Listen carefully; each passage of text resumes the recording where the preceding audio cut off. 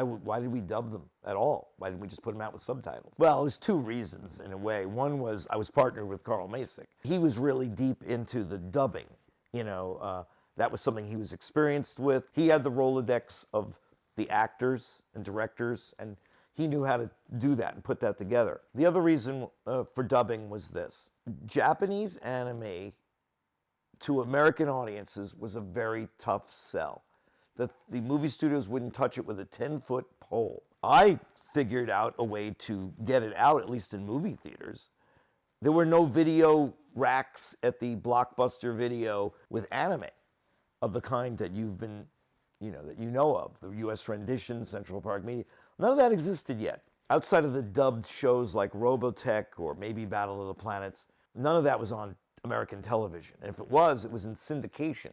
There was no Japanese anime ever on network television in the United States until the later 90s when Pokemon was on WB. That was the first. People don't realize that. When I go to comic book conventions and show our films, we get questions from diehard anime fans. Why don't you put them out in subtitles? Well, we only had one option at the time, which was movie theaters. We weren't on video yet. And so if we had a choice, the choice was in English because we wanted the widest possible audience to see the film. When I would talk to the fans back then, the diehards, and who were totally into watching, original Japanese language TV shows and the bootleg copies of the movies, I asked every one of them at the time, anyone who would ever question me about it, I'd say, what was the first anime you ever saw that got you into it? You watch it and go, I like this, I got to see more. Now, back in 1989, the answers were things like Battle of the Planets, Star Blazers, Speed Racer, maybe an English dub of a kiddie movie. I said, really, that's the thing, that's the spark that got you into it. I go, all of that's in English. I want to do that for a larger world. I want the whole world to join our club and see. And the only way that's going to happen is to have it in English. And also, I was proud of our dubs. The very first one we did was Totoro, which was, today people say, the streamlined dub. The one that was distributed by Troma and 20th Century Fox on video. We decidedly, not for money reasons, we decidedly wanted the original score, sound effects, whatever Miyazaki put in it. And by the way, of course, Miyazaki and his people and Tokyo Shoten completely agreed with us. But we just wanted it dubbed in English, and we wanted it as dubbed as accurately, dialogue-wise.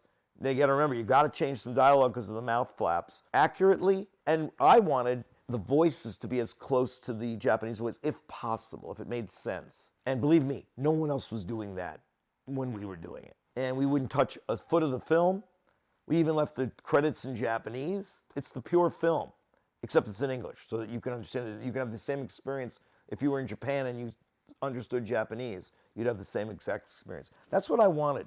That's what we did. We had a little meager office on Santa Monica Boulevard and La Cienega. And I had worked for United Artists and Orion and movie companies. The thing I loved about working for movie companies was that they'd have their posters on the wall. We didn't even have posters on our wall. I've been to animation studios and they would have cels on the wall.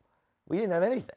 And I said to Carl, let's put some posters up. I go, you know what? I wonder if we can get a cel from Akira to put on the wall. I mean, we distributed it.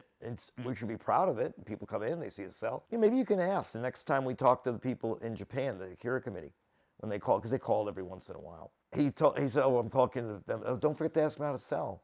Yeah, okay. And I stood by him as he was doing it. He said, my partner's reminding me, is there any way we can get a piece of artwork from the film that we can put up on our wall?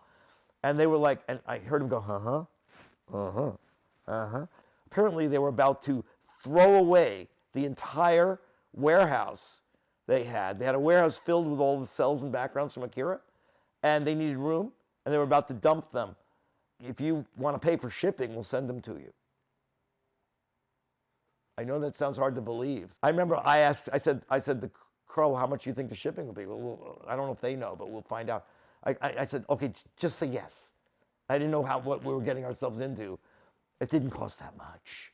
You know, it was thousands of dollars, but it wasn't, I don't know what you'd imagine. I imagined it would be like 30 grand or something, but it wasn't. I mean, we shipped it by boat, which is the cheapest thing you can do.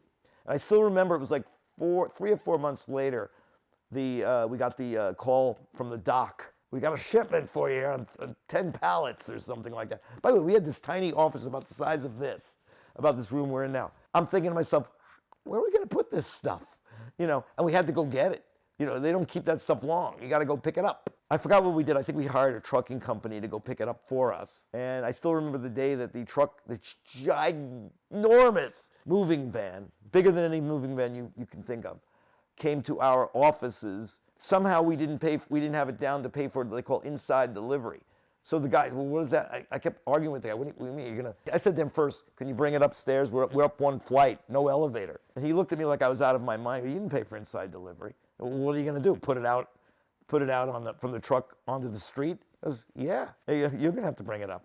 And so he and his partner left all these boxes and boxes of Akira cels. Were out on the street for an afternoon, you know, in the middle of Hollywood, as me and Fred Patton and Carl Masick. I probably never did more exercise in my life. I remember us being exhausted, and we got Cokes or something. I said, let's open one. Let's look. We open one up, and there's packing material, and there's some cels. And the cels they all came with the original drawing. It was the cell and the drawing. And Carl, because Carl had been involved with heavy metal cels before. Oh my God, they didn't put paper between them, so they're all going to stick together. And some of them were sticking together. Oh my God, it was like, this is scary. Because look at the cardboard. Because you know, sometimes when people mail you stuff in big packages, they crinkle newspaper as packing material. And I take this cardboard, and I uncrinkle it and open it up, and I take another one, and another one.